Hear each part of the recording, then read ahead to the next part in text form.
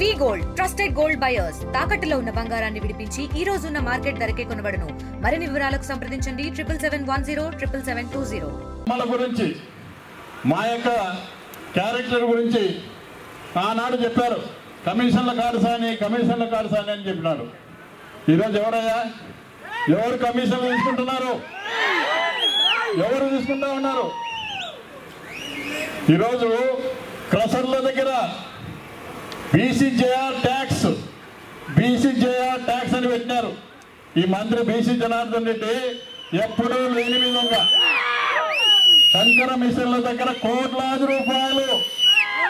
ఇప్పుడు ఏమడుగుతా ఉన్నారంటే ప్రజలందరికీ చెప్తా ఉన్నారు ఆయన, నేను లోకేష్ బాబుకు మంత్రి పదవి కోసం 250 కోట్లు ఇచ్చి తెచ్చుకున్నాను, నేను 500 కోట్లు ఇస్తే కానీ నా అప్పు తీరదని చెప్పి ఈరోజు ఆయన 250 కోట్లు ఆయనకి ఇవ్వాలంట, ఈయనకు 250 కోట్లు ఈయన తప్పాయాలంట. కాబట్టి ఈరోజు ప్రతి క్రషర్ మీద ఈరోజు కోట్లాది రూపాయలు దౌర్జన్యంగా బెదిరించి విజిలెన్స్ అధికారులను పంపించి మైనింగ్ అధికారులను పంపించి ఈ బీసీ జనార్దన్ రెడ్డి అనే వ్యక్తి ఈరోజు కోట్లాది రూపాయలు క్రషర్ దగ్గర నుంచి వసూలు చేస్తూ ఉన్నారు. ఒక వైశ్య కులానికి సంబంధించిన వేణుగోపాల్ అనే శెట్టి, అతని మీద కూడా దాదాపు 1,20,00,000 రూపాయలు. ఎవరు సొమ్ము తిన్నాడా ఆయన? ఒక వేరియేషన్ ఉంటే దానికి గవర్నమెంట్ కడతాడు. మరి ఈరోజు 1,20,00,000 రూపాయలు నువ్వు డబ్బు తీసుకున్నావే. ఈరోజు ప్రజలు ఎక్కడికి పోయినా కూడా, ఏ చిన్న పిల్లవాడిని అడిగినా, ఏ పెద్దవాడిని అడిగినా, ఏ టీ హోటల్ దగ్గర కూడా ప్రతి ఒక్కరు కూడా గుంపులుగా చర్చించుకుంటా ఉన్నారు.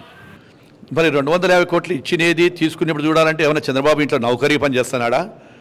చంద్రబాబు నాయుడు గారి ఇంట్లో ఇతను కూలి పని అయినా చేయాలా, లేకుంటే అక్కడ ఏదైనా అటెండర్గా ఉండాలా, లేకుంటే అవి కింద బాయ్ ఉంటాడు, బాయ్స్ వాళ్ళకి ఇంట్లో వాళ్ళకి తప్ప ఎవరికి తెలియదు కదా నేను ఇచ్చేది.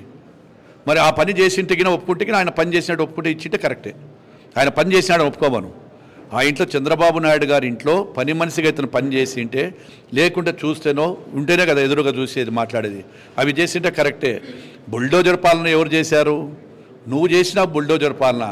ఎవడెవడు ఏడాడ ఉండేటువంటి వీళ్ళు లేఅవుట్లను బెదిరించి ఇంకొకరిని తీసుకొని ఎవరి దగ్గర ఎన్ని డబ్బులు తీసుకున్నా ప్రజలకల్లా తెలుసు.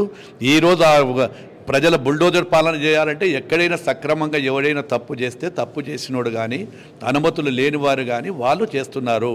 మళ్ళీ ఛాలెంజ్ చేస్తున్నా, ఈరోజు స్వచ్ఛందంగా ఎవరైనా నేను అడిగితే వాళ్ళ మాదిరిగా తీసుకొని బెఫ్ట్ కేసులో డబ్బులు పెట్టుకోలేదు.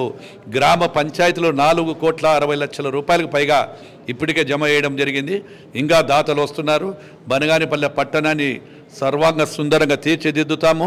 చుట్టుపక్కల ఏ నియోజకవర్గంలో లేనటువంటి అభివృద్ధి కూడా ఇక్కడ జరుగుతూ ఉంది. మరిన్ని వీడియోస్ కోసం ఛానల్ ని సబ్స్క్రైబ్ చేయండి. లేటెస్ట్ అప్డేట్స్ కోసం వాట్సాప్ ఛానల్ ని ఫాలో అవ్వండి. ఆ లింక్ డిస్క్రిప్షన్ లో ఉంది.